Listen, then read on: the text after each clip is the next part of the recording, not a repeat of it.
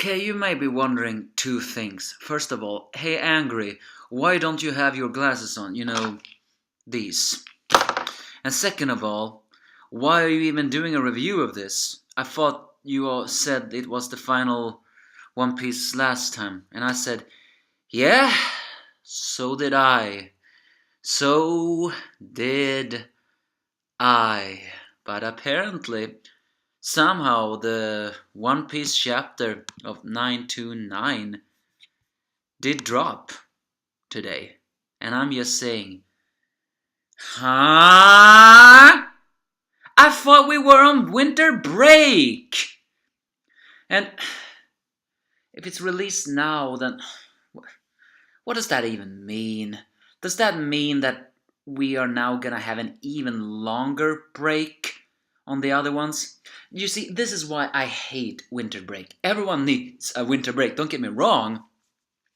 But it's never clear to me. At least not to me. You can comment on me and tell me, but I will still not understand when a manga will resume its normal schedule. And One Piece, as you know, tends to be a little diversative. I mean, this is a chapter I would have preferred we have gotten in the new year. But I guess they couldn't wait. So the Angry Anime Fan here to bring you 929. With a nice color page of, the people being in the Shogun world.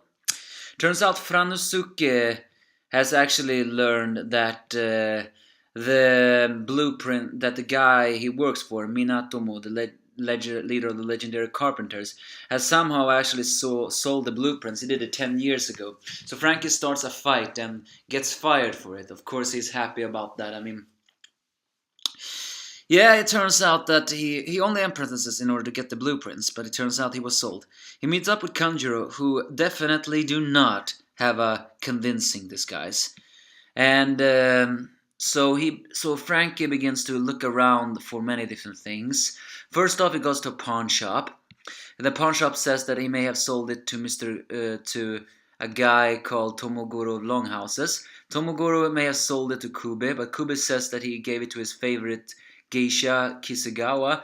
Kisegawa recalled it saving to Tokijiro, who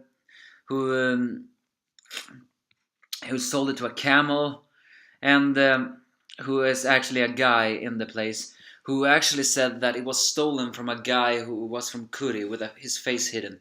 I don't know who that was. I don't think it was Shotenmaru. I think it was another guy. He contacts Kinemon and tells it all this, and the Kinemon gang has all been gathering, with many of them dressing up in Monokuri as they prepare to arm themselves in an abandoned village with many different weapons, as well as leading the card. But they also left a card saying that the ones who stole the weapons were actually none other than Shotemaru. I guess in the end they are pretty adamant on having Shotemaru as their ally. So by getting unnecessary thing, well, who knows? And Zoro, well, he is on the ruins of Kibi and is accompanied by that phantom thief, a very ugly guy called Tonoyasu, also known as Yasu. I think that is the guy who's been going around stealing. Given to the fact that the guy was a masked one, is it possible that it's Tonoyasu who is the guy who's stealing? Apparently he gave Zoro sushi after he actually, saved him from a couple of bad gamblers and so.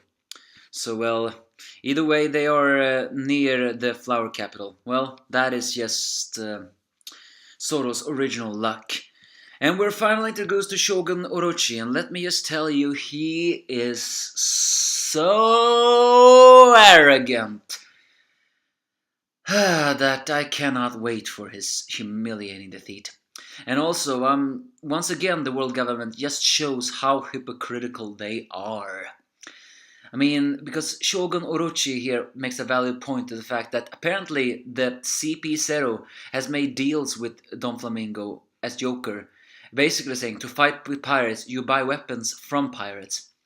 I mean, that goes with something I once said to myself, that the world government allies themselves with pirates because in the end, pirates are the ones who have strength, so they have no choice.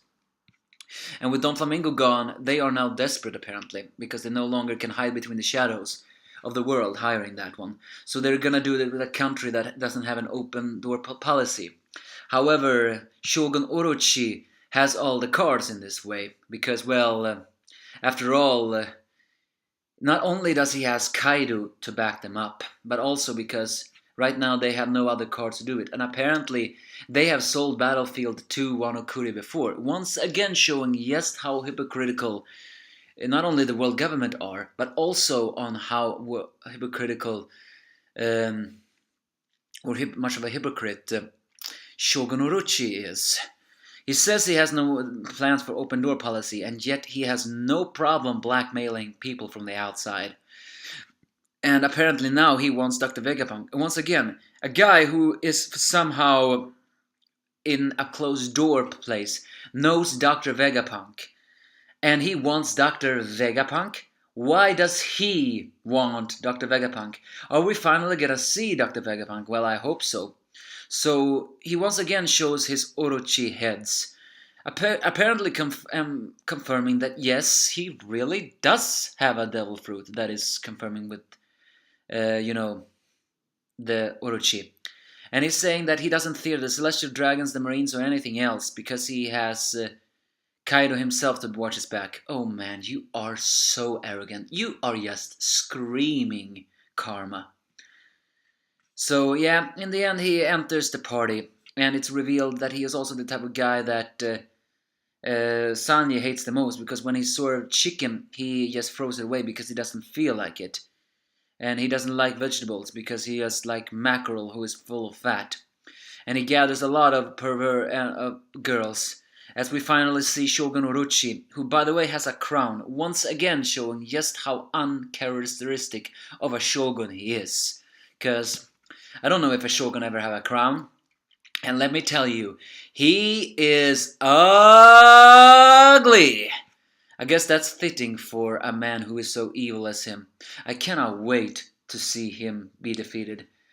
I just don't know when he will be defeated though. I have a feeling he is a very good coward. The fact that he is pretty bolding to blackmail CP0. He even shoots one of them, but they of course do not die because after all they have enormous amount of tech guy. It's just that he strongly believes that Kaido have his back, and granted, Kaido is pretty unbeatable. It's just that defeat Kaido and Orochi will have nothing. Granted, however, defeating Kaido is not easy, but you know what I mean. So yeah, he is definitely an annoying guy. It's also worth noting the fact that he says that this place is living, he calls this place seem quite happy, but of course the people of Wano Kuri are not happy. Only the people in the flower capital are happy. So why does he want Dr. Vegapunk? Probably to manufacture more weapons, or maybe even the secrets of these artificial devil fruits. But yeah, the fact that we saw a shadowy figure of his Orochi heads probably confirms that yes, he does indeed have a devil fruit. And finally, it ends with once again Oda decides to not give Sanji justice, because Law has made up with him and tells him to run, because apparently the 6 strongest headliners are gonna defeat the Soba user. And who is the guy that they have sent? Well, none other than X-Drake. And there is no way Sanji is powerful enough to fight X-Drake, because the only way to make sure that X-Drake is powerful is by defeating Sanji. Am I right? Once again, Oda, you prove, even at the end of the year, that Sanji is your least favorite character. But apparently the 6 strongest headliners, and Hawkins is one of them, Drake is one of them, and apparently a 100 Beast pirate that is a member of a flying fighters called Page 1. What a strange name. Is that even a card game? But at least the only upside is that we see Drake again, apparently in his half, in a hybrid-like form, because he has a dinosaur form. And we finally find out his devil fruit. I guess that is one upside for all of this. But apparently his fruit is not the Dino fruit. No, apparently his fruit's name is the Dragon fruit, ancient type, Model Allosaurus. And the Page 1 user is named, has the Dragon fruit, ancient type, Model Spinosaurus. Apparently not a Smiley. And he asks why Hawkins is here. And Hawkins is a pursuit of a man. We presume that to be law. But he also says some offhand comments of, I thought you had something you hunt that's more important to you than this mission, Drake? So who knows what is happening.